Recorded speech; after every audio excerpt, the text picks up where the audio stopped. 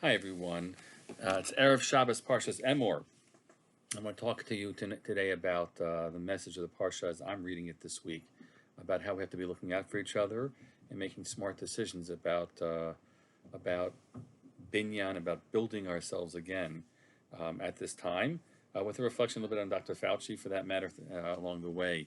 So I just want to open with the Parashah, and then a Gemara that I've learned in our Gemara class, and see how I read at least what I think is a message that's here for all of us.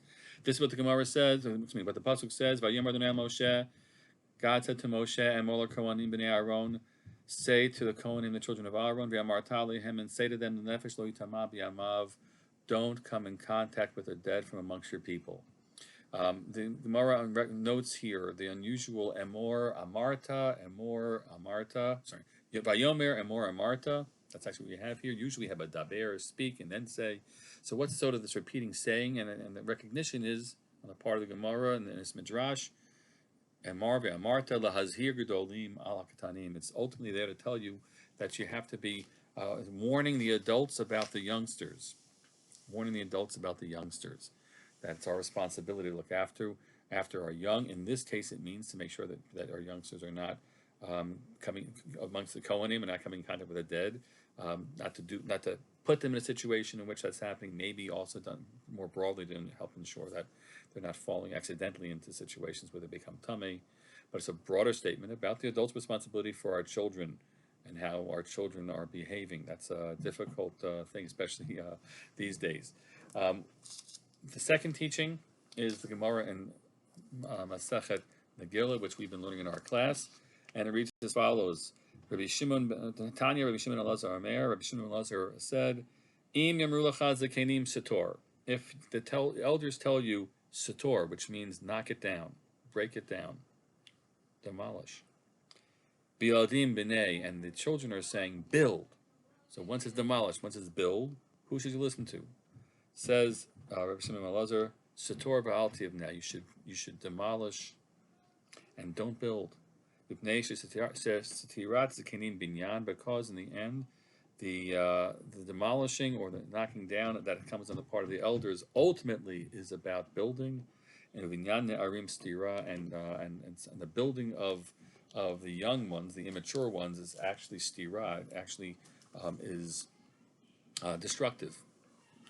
And I would want to read this Gemara today in the context of where we find ourselves right now. This tension we have between B'nai, people who are saying you gotta open, build, back to where we were, and Sator, which is close. I'm reading it like to close things up,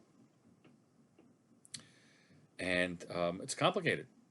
It's not simple, and every region of the country is different. Some places B'nai makes sense to open up, in other places it is horrible to yet open up because of the caseload and the increasing load, or the not decreasing load, and the government itself has issued its guidelines following the CDC about any place should not be opening until you have a 14-day decline of cases.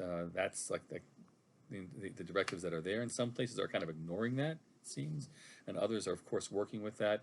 And I'm not here to analyze, and that's not my expertise, which places it's wise and which not, but you have to sometimes be worried that there's a voice that says B'nai, and we understand it, because people need to have the economy going, and people need their work. People need to put food on the table, and there's so many things that are imperiled if we can't get ourselves open again, right? Up against this other part, which is worried about the infection level and more deaths that we're going to incur. So these two voices are here, and they're pushing against each other. So there's a message here that says, please, you have to let the Zakenim, the wise ones, help guide you. And wisdom seems to say, Sator, doesn't mean shut down, but do it slowly. Don't rush to B'nai. Let's put it that way.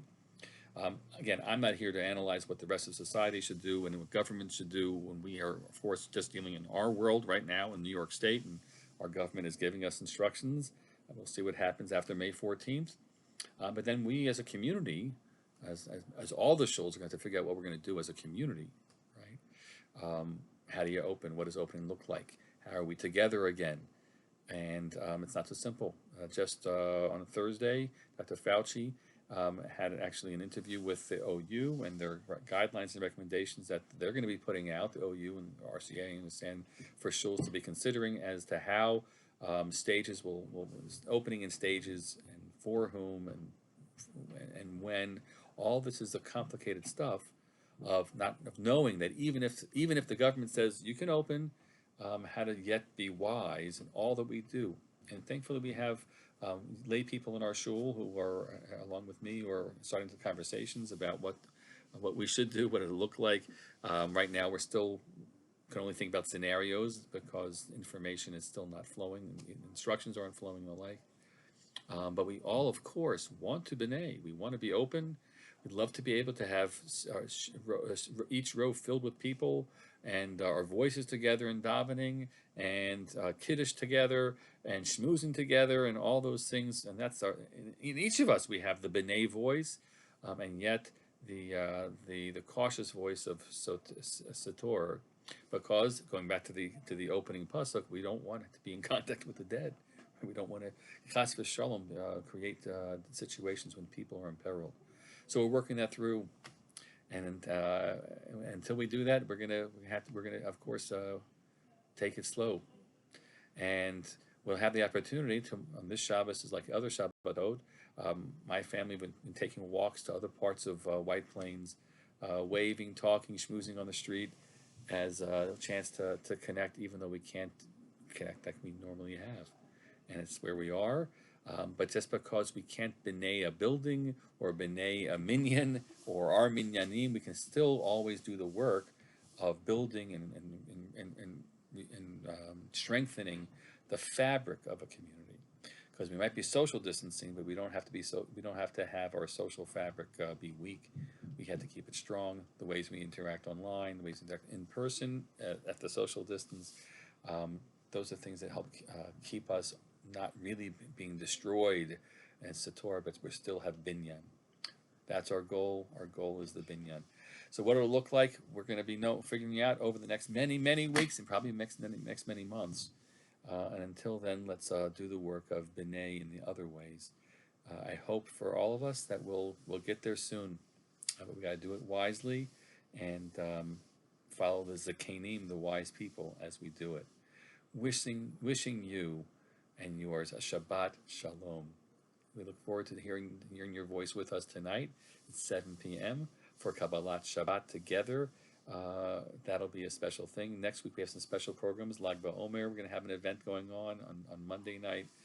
Other ways to be learning together and davening together. Participate with us. There's Binyan too. Shabbat Shalom, everyone.